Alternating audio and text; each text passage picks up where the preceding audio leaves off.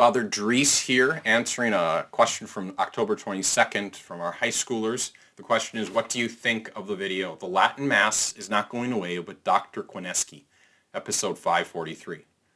Are these facts true? How do we take this information as normal, striving for holiness as Catholics? So the video, episode 543, is an interview with Matt Frad with Dr. Peter Kwiatkowski about the Latin Mass, the 1962 Missal, the extraordinary form of the Mass, which Pope Benedict allowed kind of greater usage of. Pope Francis put restrictions on in 2021. And so that's really where a lot of this kind of debate has really resurfaced, gotten really heated in the last couple of years because of the restrictions that were put on it,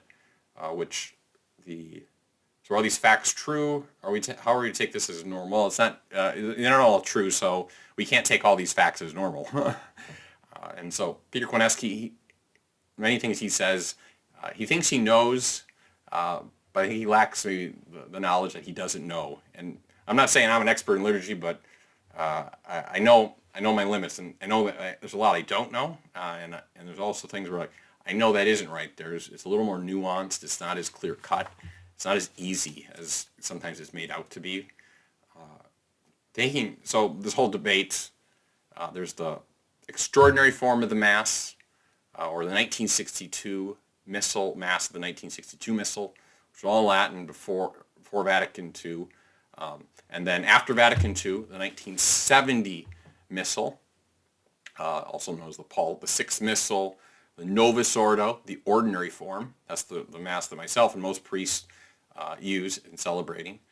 And so it's this older form that has had restrictions on it, and that those that really prefer that Mass don't like the restrictions, and Peter Kwiatkowski is not a very good representative of how to enter into dialogue with kind of maybe their frustration. It kind of surprised me when the restrictions came up, but I don't know where it exactly came from.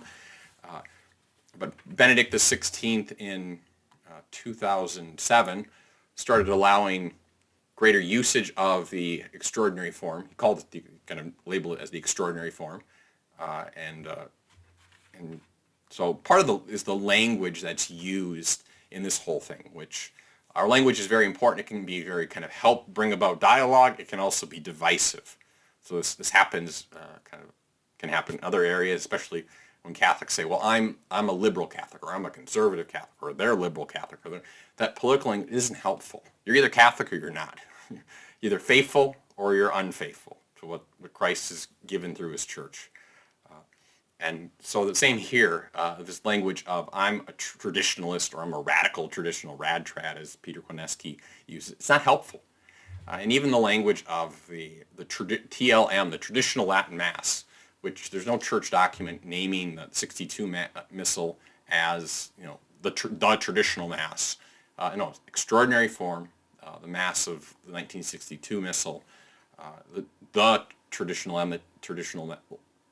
Latin Mass, the TLM. It makes it look, well, is the Novus, or like the Mass that I celebrate and other priests, is it like not connected to tradition? Is it less? Is it lower in value? The church has proposed it as this is the ordinary form. And so it's not helpful for dialogue, some of the language that's used.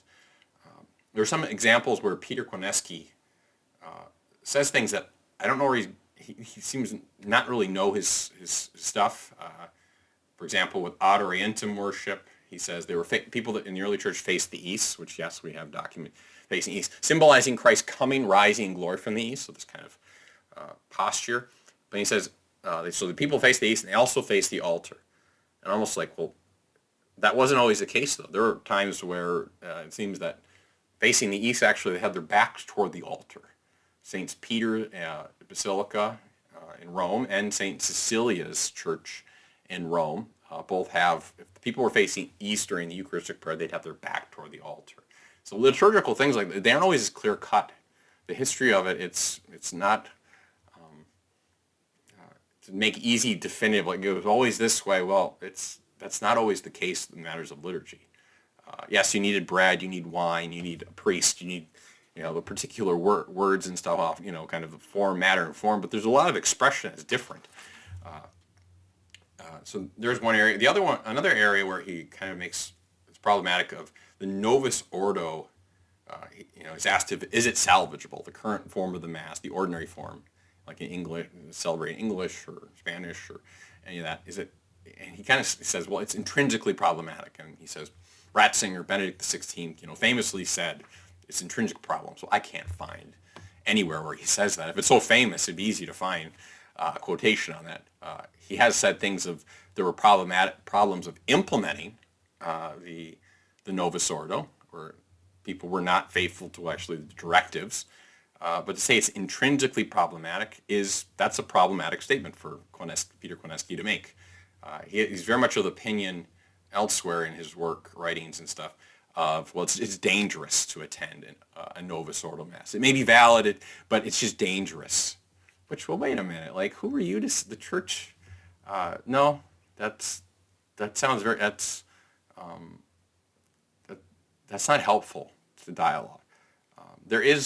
Peter Koneski was featured in The Mass of the Ages. It's a 3-part series that came out a couple years ago on the 1962 Mass, and proposed all these kind of the new Novus Ordo is totally disconnected from tradition, and 62 Mass it's terrible that it has been restricted. After Vatican II, there was restrictions. Now they're coming again, these restrictions. Well, there's some Dominican sisters out of Australia that did a very good video, a 20-minute video of kind of just pointing out some of the errors of one of the that are presented in that video series on liturgical matters. The link is below. I know a priest who studied liturgy, did extra studies on liturgy, and I asked him about a year ago, hey, have you seen this? And he's like, yeah, those make it very good. So it's not just my kind of, it's someone else who's actually studied liturgy more deeply. So I think Peter Koneski, him and others along kind of this, it's really like, well, we got to go back to the Missal of the 1962 extraordinary form, or the current one is just not viable. It's not. There's problems with it. It's like, well, he even prides himself in the podcast of I haven't been to a Novus Ordo in over 7 years. It's like, well, does that make you more Catholic or something? Does that make me less Catholic? So it's not helping dialogue if the response of it being restricted was more amongst a lot of the proponents of the 1962 Mass. I guess maybe this hand I'm using the 1962 Mass. If they were more of like, we don't understand, and can you explain why? But they're really kind of grounding in and saying, well, no, we're right, you're wrong, as opposed to more of a stance of humility. I think that's part of what's lacking when these people that are kind of the voices of that are that prefer the extraordinary form. It'd be nice to have more people that weren't so extreme, or unless I don't think they're all extreme like that. But it'd be better to have more people that are moderate and say, hey, Peter Koneski, don't listen to them like they're no. This is a valid form. I know a priest who celebrates it. He prefers the 1962 Missal, but he celebrates the ordinary form too, and so he has personal preference. But he isn't going to say, well, it's better than the other one. And so it's those that I think need to get their voices out and kind of say, no, we don't want to align with Koneski and stuff, because that's divisive. That's saying I know better than the church. As a verse, I maybe don't understand why the church is all putting these restrictions on, but it's Christ's church, and I want to be an obedient son or daughter of the church that Christ founded. So. Good question. There's a lot there. I could keep going, but I'm not going to. So keep the questions coming. God bless.